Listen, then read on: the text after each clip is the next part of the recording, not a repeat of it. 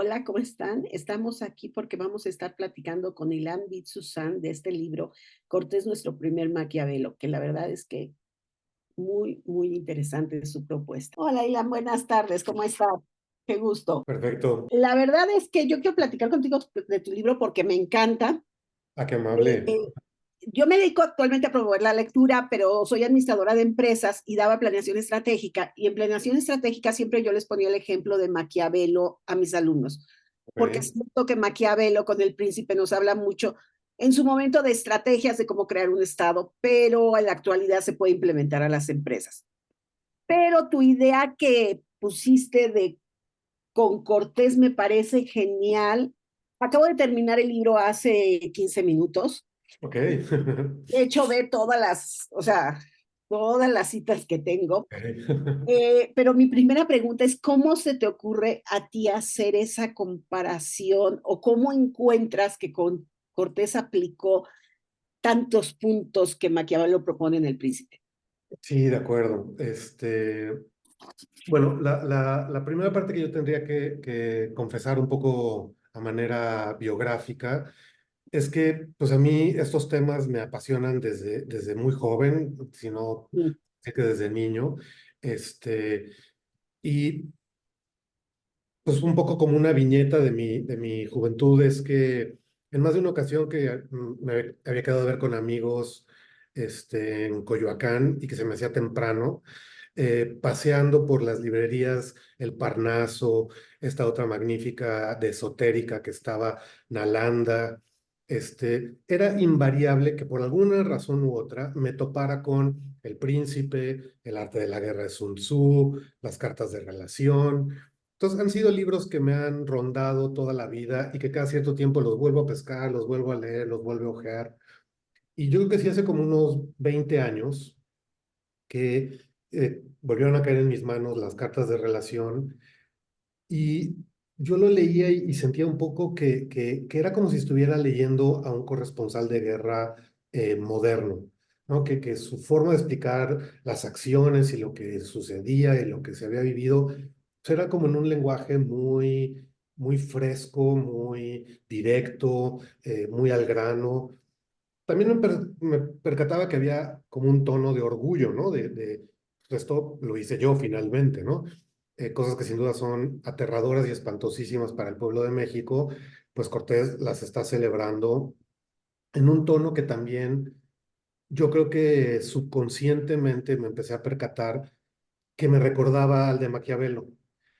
El caso es que luego, años después, en una cena familiar con amigos de mis padres. Estaba un historiador que se ha especializado mucho en el Contacto y Cortés y ha sacado del Archivo General de la Nación documentos que hablan de esa época, Luis Barajau, y que me acuerdo haberle dicho, oye, tengo la sensación, un poco como de también personaje de película norteamericano, ¿no? En el que el vendedor que va de puerta en puerta después de la posguerra vendiendo aspiradoras o planchas, que está en pueblitos y que se queda en hoteles, moteles de paso, y que en las noches probablemente que se siente solo y aturdido, pues haya consuelo en el buró junto a su cama donde hay una Biblia, ¿no? Y entonces pensaba yo, y se lo decía yo a Luis, que tenía la sensación de que Cortés, en esas mismas noches de estar desasosegado, que no sabe qué va a hacer el día siguiente con los empualtecas o los tlaxcaltecas, que en vez de buscar la Biblia en el cajón de su buró, buscaría el príncipe, ¿no? Y que diría, a ver, vamos a ver qué recomienda, qué sugiere hacer este señor, ¿no? Y Luis me dijo, oye, ¿no has pensado hacer un libro así? Sería magnífico. Digo, ¿cómo? Eso. Compara a Maquiavelo con Cortés. ¿Ya? Bueno, cuando vi venir 2021 con cierto tiempo y me di cuenta que serían 500 años de la caída de Tenochtitlan, pensé, hacer ese libro sería una muy buena idea. Entonces sí me puse sistemáticamente a recopilar sobre todo el libro yo diría que está concebido como si fuera un zarape de abuelita, en el que ahí va la abuelita con mucho cariño tejiendo pues, sus pedacitos, ¿no? Y los va teniendo, y luego un día ya los empieza a unir, ¿no? Entonces el libro está concebido un poco así, en el que las anécdotas de los propios conquistadores en su voz, ¿no? Y me tomó un rato elegir quiénes sí serían los idóneos, ¿no? Que si Bernal del Castillo, que si, ¿no? Bartolomé de las Casas, y los fui poniendo en orden cronológico. Entonces, luego me volví a leer ya con mucho cuidado El Príncipe después de un periodo en el que fui administrador público, delegado federal, y que entonces sentía que el mundo de la política lo tenía muy fresco en la cabeza. Y entonces releí El Príncipe, me hice como un resumen ejecutivo, capítulo por capítulo, de qué se trata, cuál es el meollo del tema, eh, cuáles son las citas que son destacables de cada capítulo.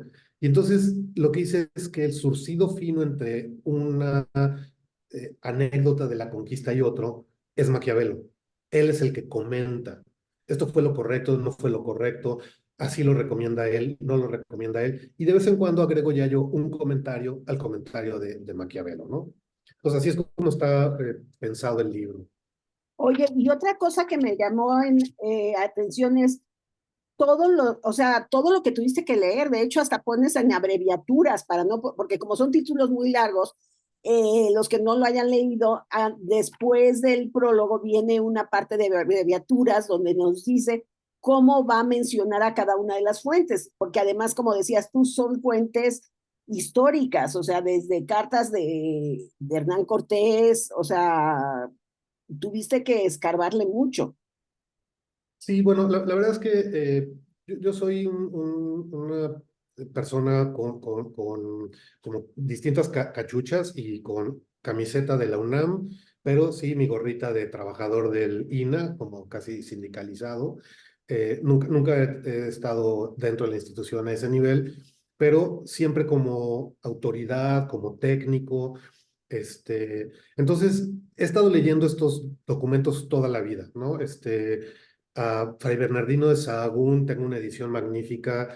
Alguna vez escuché una plática de don Miguel León Portilla, en el que decía cómo le agradecía a Sahagún la claridad que tuvo en autocensurarse, sabía que iba a ser censurado por la Inquisición. Entonces, en muchos de los manuscritos de los tratados de Sahagún, a dos columnas o a tres columnas, resulta que dejaba la traducción y entonces el náhuatl que decía, por ejemplo, Huitzilopochtli, el colibrí zurdo, el de los pies azules, el que separa las montañas con no sé qué, y en castellano, el diablo. Entonces, que había una cantidad de información en el náhuatl que hoy podíamos volver a traducir, que le quedó muy claro a Fray Bernardino, pues ningún inquisidor va a leer náhuatl, ¿no? Entonces no tiene caso censurar el náhuatl. El náhuatl lo voy a dejar como me lo transmitieron los informantes y el castellano ya pongo lo que sé que ellos van a querer escuchar, ¿no? Y sí, estos indios son patarrajadas, inútiles, poco civilizados, y en Nahua voy a seguir diciendo que son una maravilla, ¿no? Que sí los reconozco, que sí entiendo quiénes son. Entonces, este tipo de cosas las he leído de mucho tiempo, a Fray Diego Durán, a Torquemada, entonces los tenía muy a la mano, ¿no? Y luego sí también fue muy fácil un poco ir discriminando a través de otra colección que he revisado también a lo largo de la vida, que es el Handbook de Middle American Indians, esta enciclopedia increíble de la Universidad de Texas en Austin, que tiene un capítulo especializado, un libro, un tomo, en cuáles son las fuentes fidedignas para entender Mesoamérica. Entonces las revisé con mucho cuidado para poder decir, ok, este sí, este no, ok, vamos a buscar este, me lo conseguí en Porrúa o me lo conseguía yo en, en el Fondo de Cultura, sepan cuántos, los 100 de México, de Conaculta, entonces para tener traducciones lo más recientes posibles, ¿no? Eh, No, y una pregunta, ¿cuánto tiempo tardaste una vez que ya tenías la idea en tener un producto terminado tan genial como este? sí, bueno, es sin duda un proceso de varias etapas. Hubo una primera etapa que empecé en 2015 a 2016, 2017, que ya empecé a tener la idea de este proyecto. Y entonces empezaba yo a tener como los pedacitos del rompecabezas, ¿no? De leerme a Bernal Díaz del Castillo y decir, ah, no, estos son los capítulos increíbles, estos son los que, qué barbaridad, qué cantidad de mentiras ha de estar diciendo. Y así, ¿no? La Victoria, la Hispania Victrix, que es esta como versión oficial que permite Cortés con su capellán, luego en España, etcétera, ¿no? Luego fue cuando me fui de delegado a Oaxaca, entonces se interrumpió por completo el proyecto. Cuando ya no aguanté ese puesto y pedí yo esquina, el director general del instituto de Lina generosamente me lo concedió, es que retomé la lectura del Príncipe. Entonces luego, una vez que ya tenía esa idea muy clara, lo escribí rapidísimo. Se escribía solo, la verdad es que ya no era, te digo, poner los pedacitos, poner los comentarios. Cuando entregué el primer manuscrito completo, tomó sí casi unos 9 meses de que la editorial me dijo, nos encanta, sí lo estamos considerando, pero no sabemos, como siempre hay una competencia interna para saber cuántos sí podemos publicar o no, pues te iremos avisando, pero nos encanta. Ahora, te decimos desde ahorita que nos parece que sí es peligrosísimo que se interprete que tú dices que sí lo leyó. O sea, que Cortés sí traía al príncipe bajo el brazo y que lo revisaba. Entonces, eso lo tienes que aclarar y tienes... Entonces, en los siguientes 9 meses, me volví a leer con mucho cuidado a los grandes expertos sobre Maquiavelo. Y me di cuenta que mi lectura de Maquiavelo se había quedado muy limitada y que tenía que revisar y volver a escribir casi todo el libro porque entendía un Maquiavelo distinto. Sobre todo cuando combiné a dos personajes, tres, ¿no? Uno es Leo Strauss, este Sí. norteamericano de origen judío, afincado en la Universidad de Chicago, que fue uno de los ideólogos de la Guerra Fría, y el otro es Claude Lefort, este filósofo francés genial que dedicó su doctorado entero a Maquiavelo y que su disertación doctoral es sobre el príncipe, sobre todo, y que su libro es casi una sección amarilla que me leí con mucho cuidado. Y dije, claro, no estoy entendiendo al Maquiavelo que más me apasiona, ¿no? Porque esa parte es la que sí creo que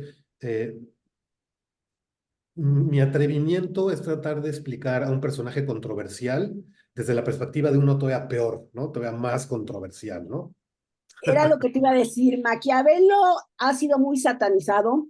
Yo entiendo en su momento lo que intentó hacer. Eran otros momentos distintos donde pues sí el poder tenía que ser el príncipe, tenía que ser cruel, tenía que ser fuerte, tenía... Pero híjole, Cortés nos salió más maquiavélico que Maquiavelo, o sea, con todo lo que nos platicas, dices, o sea, sí, para mí yo no, o sea, sí entiendo la conquista, sí entiendo que tenía que ser así, pero cuando empiezas a entrar a detalles dices, híjole, qué cruel, pero no Sí, hubiera podido lograr hacer lo que hizo si no hubiera hecho eso. es correcto, es correcto. O sea, finalmente este es un debate que tenemos los historiadores, ¿no? Si este personaje no hubiera existido, la historia hubiera seguido siendo la misma. Si alguien hubiera matado a Hitler, la Segunda Guerra Mundial no hubiera existido. Si Cortés nunca hubiera zarpado de Cuba, hubiera habido una conquista igual de cruenta. Probablemente sí, probablemente por personajes muy parecidos, tal vez hubiera sido Pánfilo de Narváez. En Europa hubiera sido un nombre con otro, nada más simple, con otro nombre y otro apellido, y el pueblo alemán seguía yendo hacia esa tendencia, los procesos históricos, las fuerzas históricas hubieran terminado generando esa misma Segunda Guerra Mundial, ¿no? Ya se empiezan a juntar otras fuerzas más potentes si no se cae la bolsa en los Estados Unidos en los 30, probablemente sí los alemanes que estaban, hubiera habido tal vez una socialdemocracia más rápido que un fascismo, etcétera, ¿no? Pero no hay duda de que el propio, por ejemplo, Montejo aquí en Mérida no fue tan eficiente en la conquista, le costó muchísimo trabajo, fue hasta el sobrino el que lo pudo, y en realidad puede decirse que por eso los mayas hoy en día son tan potentes en esta región, porque nunca terminaron de ser tan conquistados como los mexicas. En ese Sí. sentido, Cortés sí era mucho más eficiente en esta habilidad para hacerse con el poder, tanto con estrategias jurídicas como con tácticas militares. O sea, sí es un personaje singular. Ahora, yo lo que creo es que, bueno, hay varios detalles increíbles, ¿no? Eh, salvo la comedia de Dante y Pinocho, no hay otro texto en italiano que esté más traducido a tantos idiomas del planeta como El Príncipe de Maquiavelo. En los 500 años que lleva de tratar de ser entendido, nadie se logra poner de acuerdo de qué se trata, ¿no? Spinoza dijo en algún momento que era una alegoría sobre el poder, que por supuesto que no era un tratado que estaba recomendando hacer estas cosas, ¿no? Rousseau dijo que era una trampa para los Medici, ¿no? Eh, Luego se atrevieron a decir que es una sátira, se está burlando del poder en su cara, ¿no? Y tomó 3 siglos hasta la Revolución Francesa que alguien dijera, no, a ver, a ver, a ver, a ver, a ver, a ver. Ningún político príncipe renacentista necesitaba que alguien les explicara cómo hacer la Coca-Cola. Ellos saben la receta secreta, la han venido heredando de generaciones. Nadie se los tiene que explicar. Los esfuerzos saben ser unos desgraciados, igual que los que quieras, ¿no? Eh, Tal cual, es uno de los patrimonios de estas familias nobles, saber hacer estas crueldades, ¿no? Nadie se las tiene que enseñar. Entonces, Maquiavelo está escribiendo esto con una vocación republicana. Está escrito para el ciudadano, para que el ciudadano sepa cómo defenderse de estos gobernantes, ¿no? Sin duda es una lectura difícil de atribuirle a la intención de Maquiavelo, pero sí hay que tomar en cuenta que él había estado en un proyecto político activo en la República Florentina. Es hasta que se cae y se colapsa este proyecto, de hecho, a través de la intervención de Fernando el Católico en Italia. Hay soldados que estuvieron en la campaña del rey eh, aragonés, que luego los va a contratar Cortés como parte de su guardia pretoriana de profesionales que sí están Sí, con eso me llamó la atención. marcharon en Florencia. Entonces, el momento en el que Maquiavelo termina en prisión, porque lo que les impone para no saquear la ciudad y destruirla a los florentinos es tienen que dejar que los Medici regresen al poder.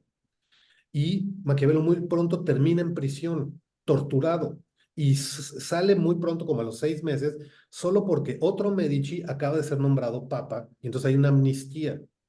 Y en ese momento está desterrado, está verdaderamente abatido yo creo que a manera de terapia, es que se pone a escribir esta obra monumental que son los comentarios sobre los 10 primeros libros de Tito Livio. Y en algún momento que uno de sus amigos diplomáticos le dice, oye, los Medici a lo mejor te perdonan la vida, tráeles algo, ofréceles algo. Es cuando decide extraer este memorándum ejecutivo de lo que ha venido trabajando en su versión abiertamente republicana, que son los comentarios sobre Tito Livio, y hace El Príncipe, que luego cuenta la leyenda que como sabe que no le van a perdonar la vida, que sí es una trampa mortal, ¿no? Según esto, cuando sale de una posible audiencia con el Medici, al que se lo quiere regalar como ofrenda para, dame chamba, ¿no? Necesito volver a tener rentas, vivir de algo, te ayudo en lo que sea, te ofrezco, como él dice humildemente, todo lo que sé sobre el arte de la política, ¿no? Este, y cuando, gracias, no te necesitamos, que dice, qué bueno que no va a trabajar con ellos, porque si algún día alguien sigue este libro, lo que va a construir es una ciudadanía que los va a odiar y los va a derrocar, ¿no? Entonces, sí es un misterio realmente el que quiso lograr, ¿no? Y sí, es posible que haya una trampa mortal, pero yo sí quisiera leer en Maquiavelo a un romántico que tiene la ilusión de que toda esta podredumbre, toda esta mierda que es la política humana en la que hay que meterse, hay que meter las manos en el fango, puede usarse para el bien. Sí puede, el famosísimo cliché alrededor de Maquiavelo, de que el fin sí puede justificar los medios. Que si tú transformas, y esta es la paradoja del libro, ¿no? Que esto es algo que Leo Strauss insiste todo el tiempo, en que, ¿por qué si dice que no hay nada más complejo y nada más peligroso que transformar por completo una sociedad? Y que dice que no va a hablar de eso, Al final del libro es lo que le pide a los Medici que hagan. Sí es posible que hay un momento que dice, lo acabo de ver cómo los Borgia estuvieron a punto de lograrlo, cuando tuvieron el poder de la iglesia, controlando el papado con el Papa Alejandro, con su hijo, como el brazo militar político que está tratando de desarticular a estos señores feudales desperdigados por toda Italia y podríamos convertirnos en una potencia como los españoles, como los franceses, si nos unificamos. Ahora, para hacer eso, hay que hacer estas crueldades, hay que extinguir estirpes, hay que someter pueblos, hay que cambiar estructuras, pero aún así, siempre va a insistir en que no te puedes meter con el alma, con la esencia espiritual de los pueblos, ¿no? Esta frase muy famosa, antes te van a perdonar que les mates a su padre a que les quites su patrimonio, ¿no? Eh, ¿qué patrimonio más profundo que el de la religión de tus padres, ¿no? Las leyes, las costumbres de tu pueblo, ¿no? Que aquí fue lo que Cortés llegó a hacer finalmente. Ese es justo mi punto, que Cortés, si hubiera leído el libro, entonces se hubiera percatado que ya había hecho lo peor, ya había hecho toda la parte espantosa. Entonces ahora regálanos el producto que es construye un mundo mejor. Si tienes todas las condiciones para crear el mundo que tú quieras, pero como quiso regresar a la política del viejo mundo, no se dio cuenta que ya podía. O sea, yo tengo la impresión de que los mexicas una vez que ya se ven derrotados, lo convierten en su último emperador. Le dicen, ok, ya tú eres el nuevo, Sí, sí. tema, tú eres el patrón. Entonces ahora ve y pon orden y vámonos sobre los mayas, que siempre los hemos querido. Contigo vamos a poder, por eso vámonos a las cibueras, ¿no? Entonces, si Cortés realmente hubiera entendido que tenía que haber concentrado toda su fuerza en es inimaginable pensar en independizarse y crear un México independiente. Y por eso digo que es imposible reclamarle a un conquistador que tenga un proyecto para los conquistados. Entonces, lo que sí podemos es reclamarle a todos los que le han seguido, que copian el modelo, decir, Sí. ya no puedes seguir aplicando este modelo, no puedes seguir siendo un extranjero que no se identifica con el pueblo con el que parte, o sea, ya eres una parte esencial del pueblo mismo. Entonces, no puedes tener esta sensación de yo no pertenezco. O sea, hasta el propio Benito Juárez, con todo respeto al benemérito, nunca se identificó como un mexicano en el que yo diría que, ¿qué más mexicano que los sobrevivientes de esta catástrofe que es la conquista, que son las comunidades indígenas? Bueno, para él, que sigue siendo en ese momento un extranjero con un proyecto liberal, europeo o norteamericano moderno, pero para él las comunidades indígenas van a ser un estorbo que hay que transformar, que hay que modificar, que no se pueden quedar, son un ancla para el país. Entonces, no los ve como iguales, porque él se considera un europeo liberal moderno. Entonces, ¿qué diferencia hay entre un Cortés que echa a andar la dinámica que permite que cada tercer día salga de Veracruz barcos llenos de tesoro, de plata, con toneladas de plata, que están financiando al emperador Carlos V en sus fantasías mesiánicas desproporcionadas de detener el avance de los protestantes en el norte de Europa, de detener el imperio otomano en el Mediterráneo, fantasías enloquecidas, pero que, como vienen financiadas con el tesoro de Mesoamérica, son posibles. ¿Qué diferencia hay entre eso y un gobernante que hace una reforma energética o una reforma bancaria que permite y que incluso fomenta que vengan empresas extranjeras que no tienen raíz con nuestro pueblo, que no tienen interés en sacar adelante nuestro pueblo y que entonces no nos van a dar condiciones? ¿Por qué hoy en día tenemos bancos que no nos prestan dinero fácilmente para poder tener negocios todos? Porque no creen en nosotros, no son parte de nosotros, son extranjeros que tienen un proyecto extractivista. Entonces no hay mucha diferencia entre Cortés como el europeo que viene a exprimir este limón y pues hasta Peña Nieto y sus secuaces, ¿no? Y si no los mantenemos a raya, la 4T también nos la va a aplicar, ¿no? Eh, aunque sí por lo menos dicen que es otro proyecto, que sí está concebido el programa de nación ahora para partir siempre de los pobres. ¿Que quiénes son esos pobres?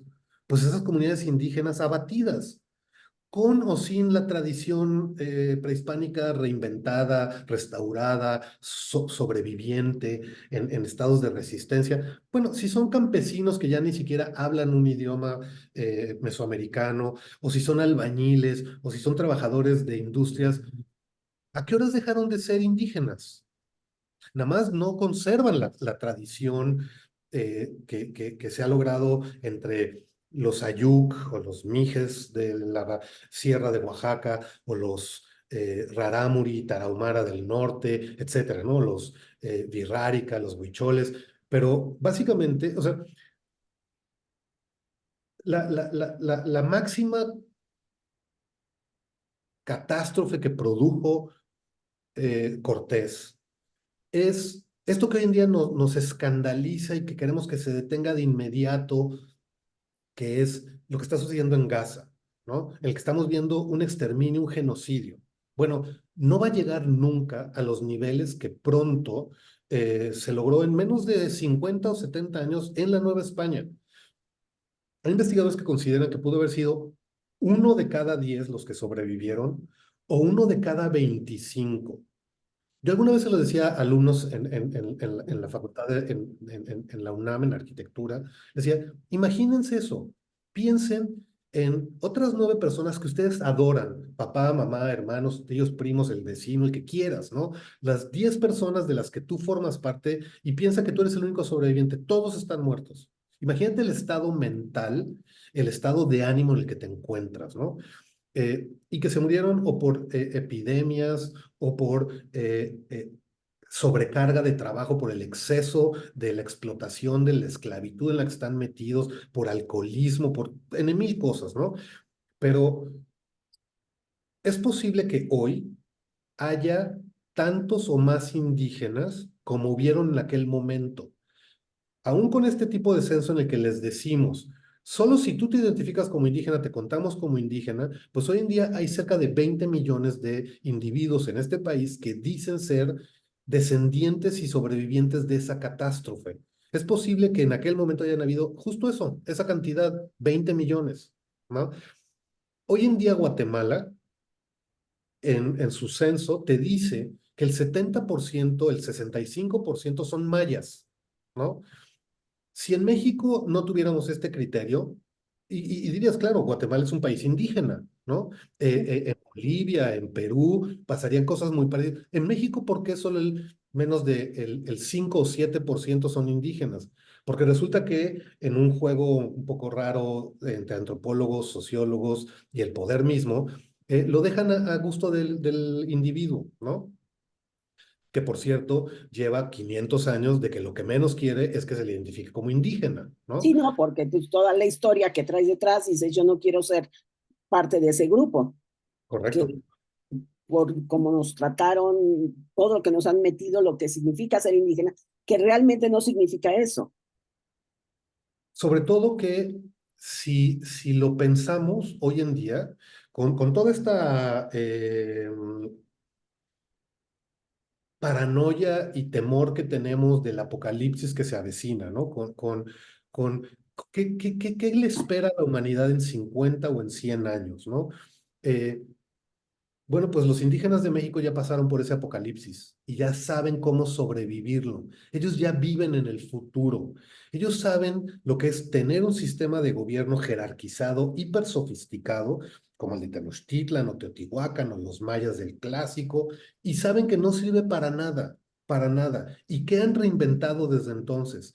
El concepto de la comunidad, la idea de que el poder funciona cuando está repartido entre individuos que tienen empatía, solidaridad, necesidad de cooperación entre sí, y el poder es tan nocivo que nunca te vamos a dejar expuesto a mucho tiempo ante él, ¿no? Lo estamos repartiendo entre todos, empiezas desde los 17 años y terminas hasta los 70, y conforme vas adquiriendo cada vez más experiencia, vas estando en lugares más de más poder.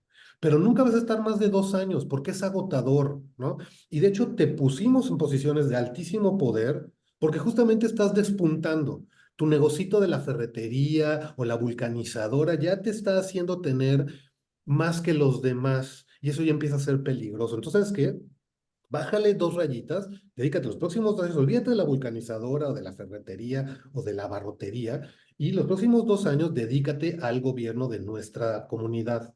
Y entonces se va a ir perdiendo un poco de tus recursos. Pero no te preocupes, tu competencia, que ya te podría, lo vamos a poner también. Entonces resulta que es una forma de socialismo que hace que todos se mantengan más o menos a un nivel y que las diferencias no sean tan altas, ¿no? Lo que se decía después de la crisis de 2007 que Angela Merkel, que la diferencia del salario entre Angela Merkel y la persona que limpia el basurero o que lava el excusado de su oficina es 7-1, mientras que en Lehman Brothers es 7,000-1, ¿no? Sí, sí. Así eran los japoneses antiguamente, ahorita ya desgraciadamente no. Oye, ¿No? una pregunta, es que perdón que te interrumpa, pero No, es no, que adelante, adelante. yo quiero que me platiques cómo ves tú a Moctezuma. Yo siento que Moctezuma, híjole, pobrecito, se quedó corto. Eh, Híjole, sí. se lo bailaron horrible, cómo muere. De hecho, pones una parte donde narra que dice, yo ya me quiero morir, o sea, sí. O sea, Moctezuma buscaba el bien de su pueblo, pero siento que le faltó ser más maquiavélico de alguna manera. Bueno, justamente lo digo varias veces, ¿no? Que sí hay, o sea, que si los mexica hubieran tenido una tradición equivalente a la de Maquiavelo, y hubieran heredado una forma de hacer política tan sofisticada como la de los europeos, otro gallo les hubiera cantado sin duda, ¿no? Esta cosa que Maquiavelo dice más de una vez, ¿no? Que los romanos eran muy intolerantes a cuando empezaban a ver un problemita y lo compara con un asunto médico. Cuando tú tienes una pequeña enfermedad, y hoy en día, vaya que si lo sabemos, si muy a tiempo tú detectas un cáncer y de inmediato te da quimioterapia, es posible que lo logres erradicar. Si te hiciste tonto y no lo atendiste, para cuando ya te abren ya es metástasis, ya está por todos lados.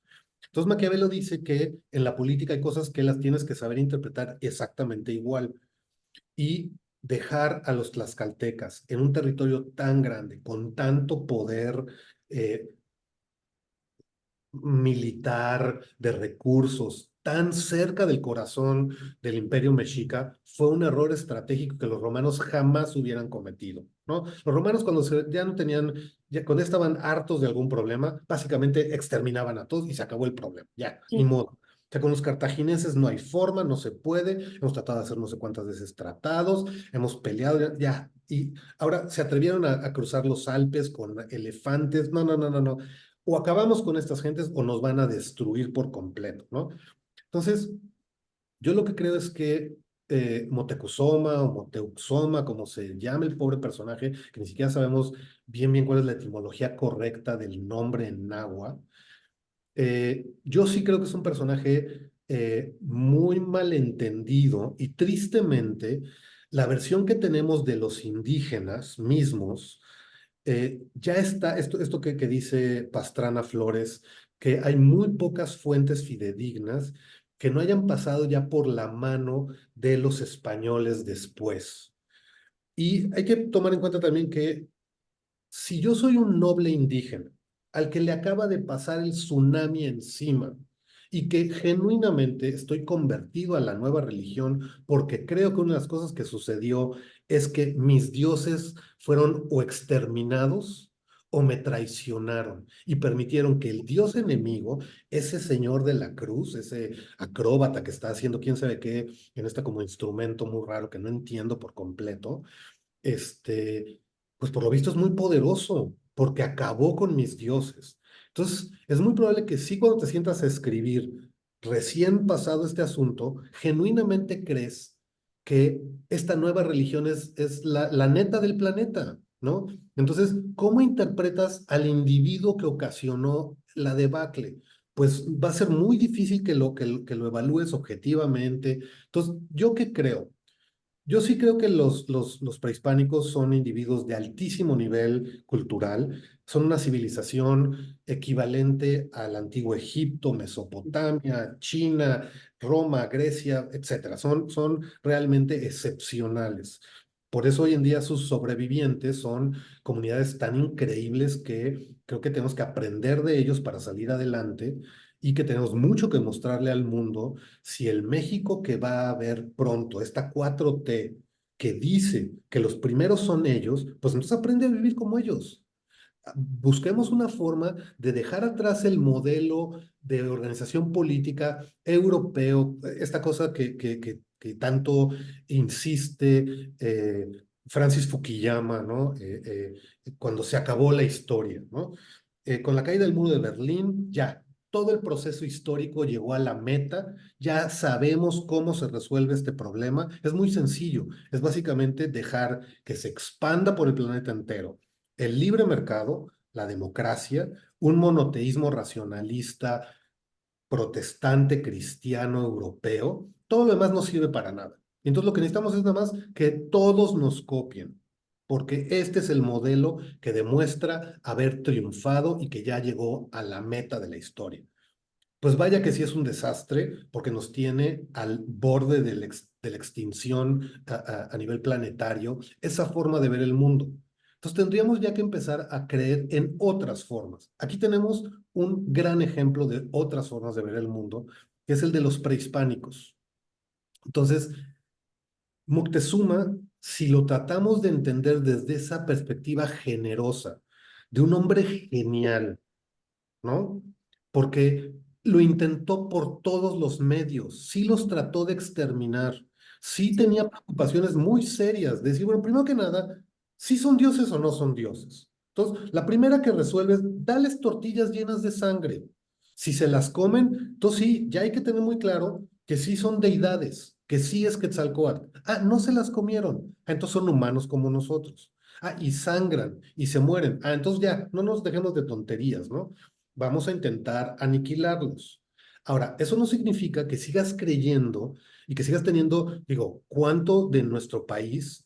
Yo que vivo felizmente casado con una antropóloga del instituto, que le digo, bueno, tu pensamiento mágico es increíble, la cantidad de cosas en las que sigue, como una persona con un doctorado de la Universidad de Barcelona, y hay momentos en los que le digo, ¿en serio crees? Y me dice, mira, es broma, pero sí, claro.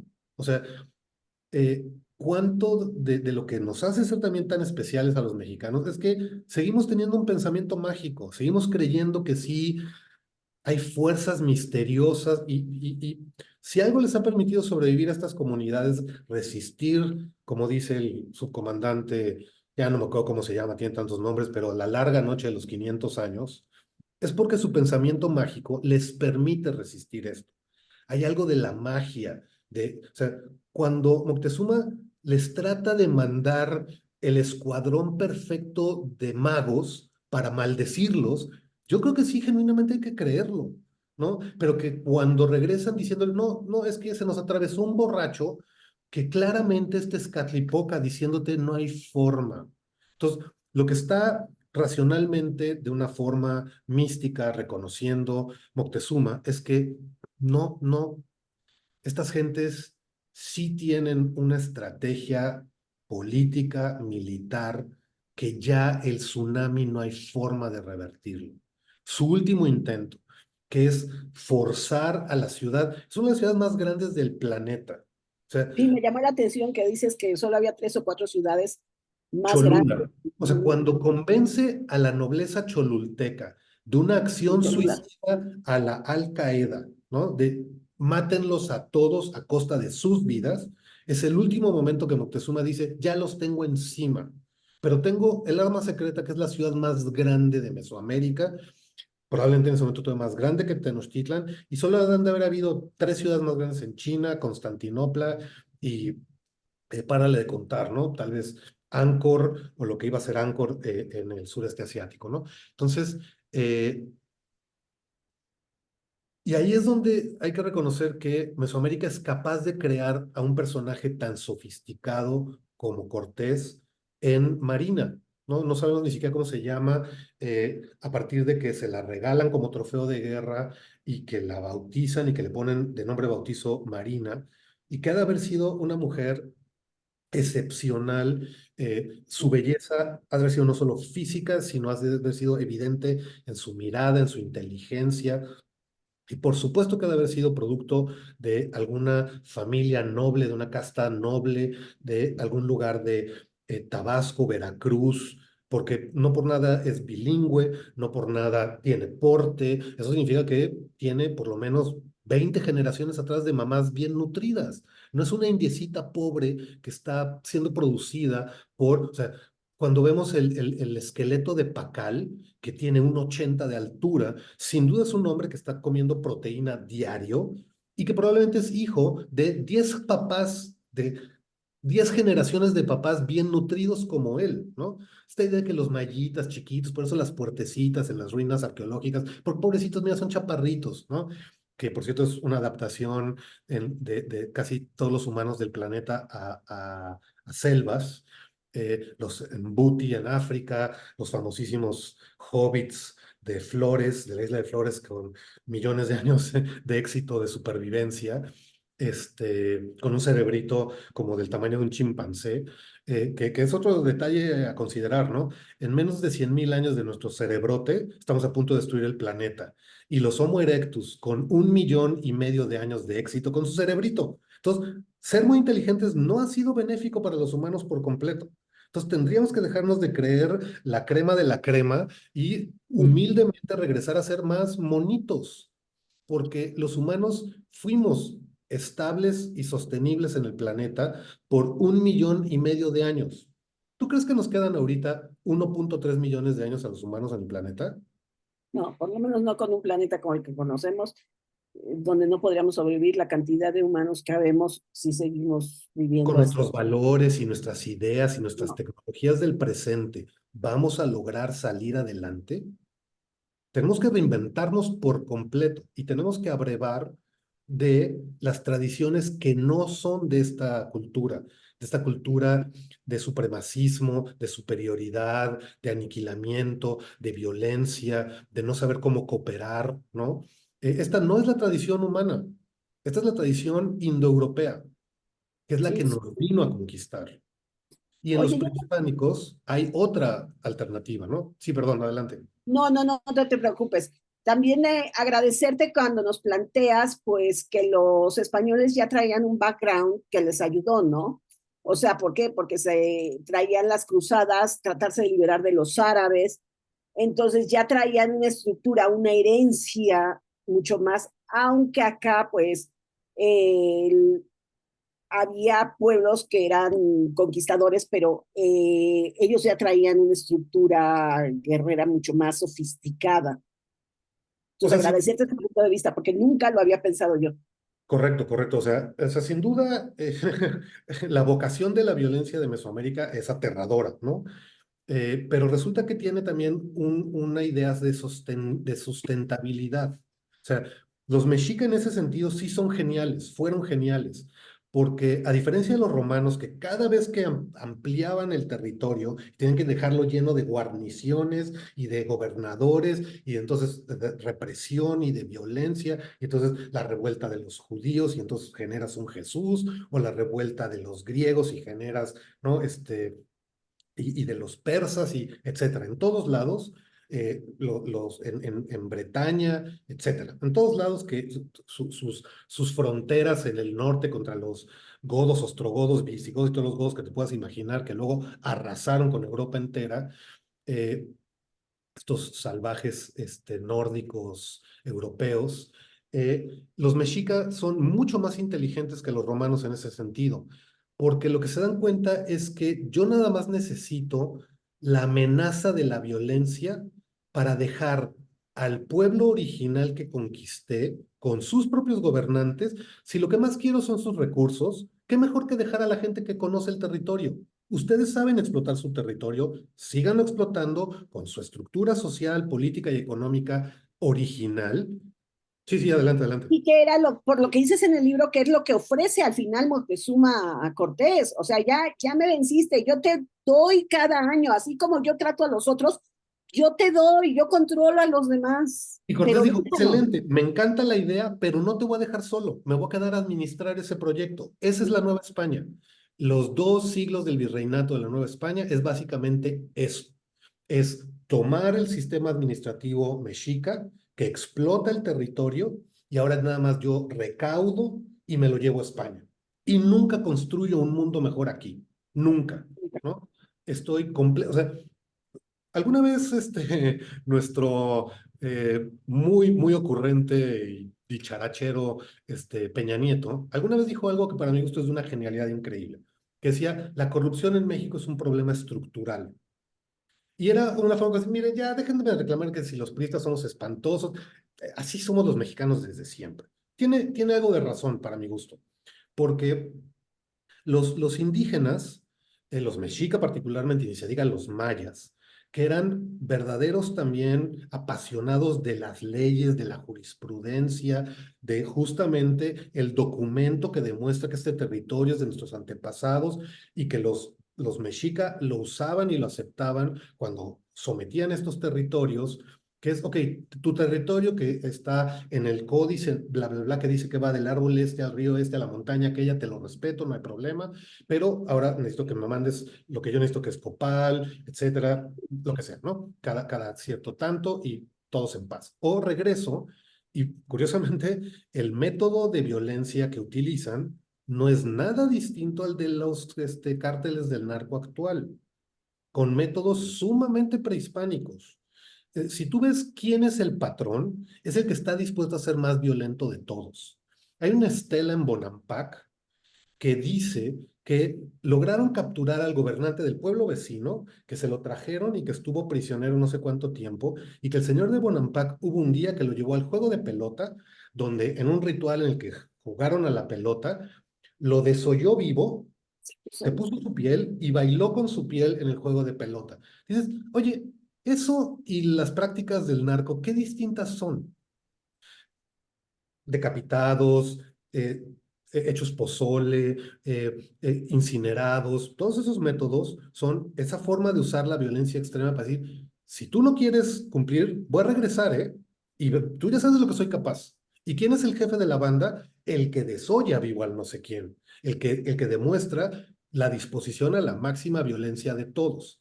Entonces, eh, sí hay algo de la forma de operar de los prehispánicos que entienden que la violencia bien manejada es un control de demografías y de territorios para que sean operantes, ¿no? Entonces, regresando ya nada más rápidamente a lo de la corrupción, es que cuando el virreinato empieza a tratar de crear este nuevo mundo que está fincado sobre todo en la estructura administrativa mexica, pues una de las cosas que hace es que empieza a escuchar justamente los reclamos de tierras de cada pueblo con el que está tratando de lidiar. Pero muy pronto esas gentes se empiezan a dar cuenta que la ley no es ciega, que no es de justicia para todos, que el aparato legal novohispano está diseñado para que siempre se beneficie el peninsular o el criollo, nunca el indio. Entonces, ¿qué deciden hacer probablemente como estrategia? Ah, pues voy a sabotear desde dentro tu sistema, porque no sirve, no está diseñado para mi bienestar. Entonces lo voy a destruir, lo voy a erosionar desde dentro. ¿Cómo? Corrompiéndolo. Es lo mejor que puedo hacer para destruirlo. Probablemente se lo hacían a los propios mexicas, ¿no? Entonces, yo lo que creo es que sí hay que tener muy claro, en efecto, con qué llegaron ellos, qué traían cargando en sus carabelas mentalmente, qué obsesiones mentales traen. Este es otro detalle también que sería importante reconocer, ¿no?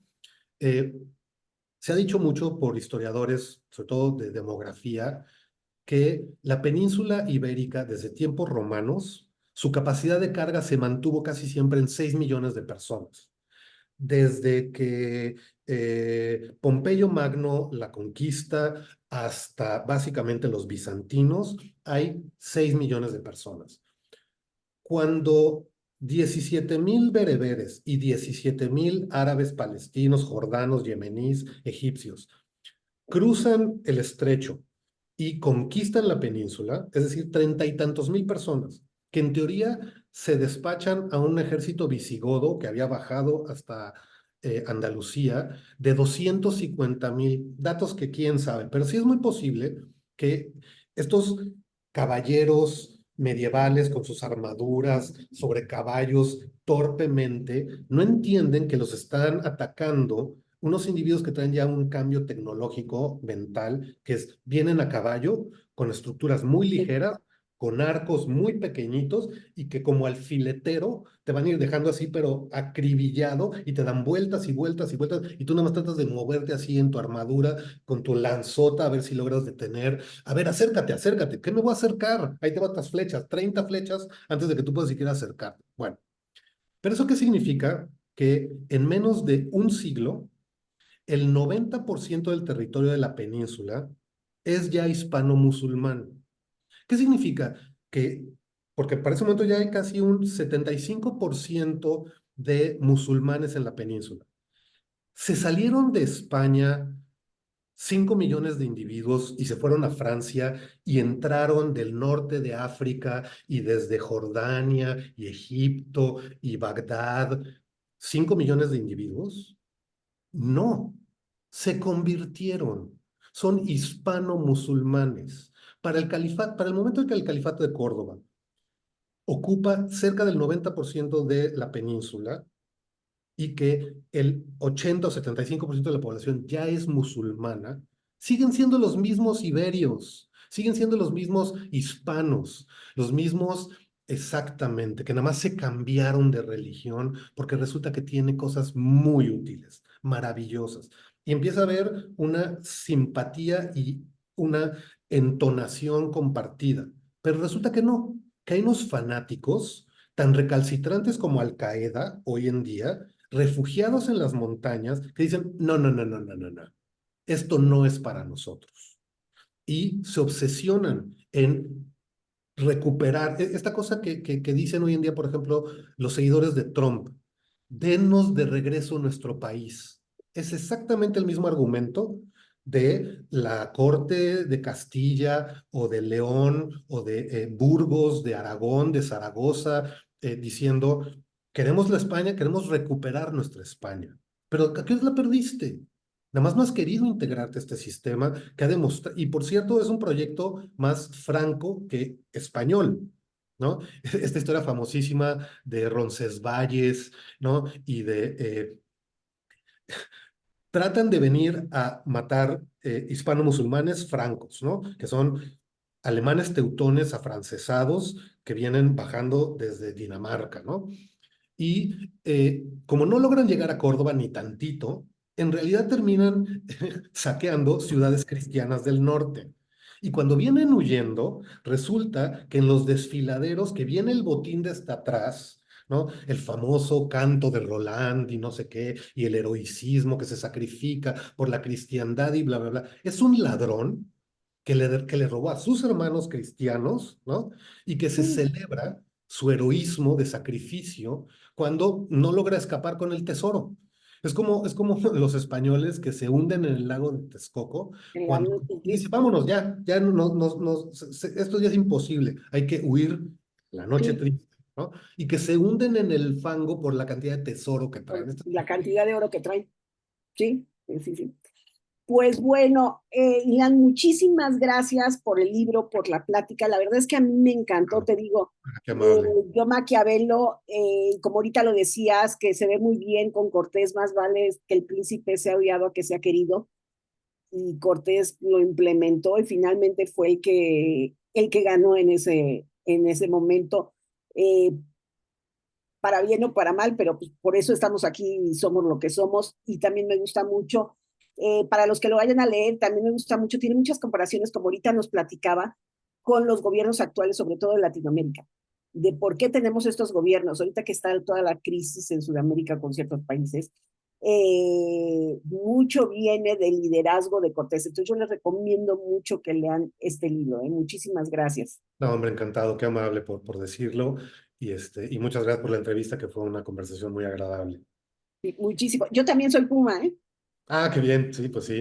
También. Esperemos que este sea nuestro sexenio, ¿no? Que nos reinviten a la fiesta, ¿no? Porque finalmente, Es una de las cosas que sí se le puede reclamar a nuestro señor presidente actual, que lo quisimos ayudar desde el día uno, nada más no nos dejó, ¿no? Son sus propios traumas que también sería bueno que revisara en el diván, pero bueno, creo que con la presidenta electa puede ser un cambio de tuerca y yo sí creo que hay que ayudarle a que el proyecto se haga realidad. En ese sentido, que el libro, ya muy rápido para terminar, yo me considero un historiador que no se dedica al pasado para que la gente esté bien informado, para que se entretenga, sino que creo que hay un poder terapéutico de al revisar tu pasado, como en algún momento de tu vida que te das cuenta que algo no está funcionando en tu trabajo, tu relación de pareja, la forma en la que tratas a tus hijos, y terminas en el diván de un especialista. Y lo primero que te dice es, pues vamos a revisar su historia, vamos a hacer un recuento de su pasado para ver por qué se quedó trabado en estas formas de acción, positivas o negativas, de algo que lo dejó traumado, marcado. Si el paciente fuera el pueblo de México, la nación mexicana, el terapeuta le diría, oiga, tengo la impresión que aquí en la conquista hay un problemita, que hay que revisar a fondo. Y tiene todas estas hebras que están explicadas Sí, en el libro. Entonces, para poder empezar a convertirse en una persona más sana, tenemos que procesar esta etapa mejor, ¿no? Entonces, es un poco la intención del libro y pues genial. justamente es revisando ese pasado y que nos inviten ahora sí a ayudarles a así crear un mundo mejor, ¿no? Sí, Más sí, sano. ojalá. Y muchísimas gracias por la propuesta, ¿eh? Encantada. Muy Bonita amable. tarde. Igual que estés muy bien, hasta pronto. Gracias. Bye. Chao.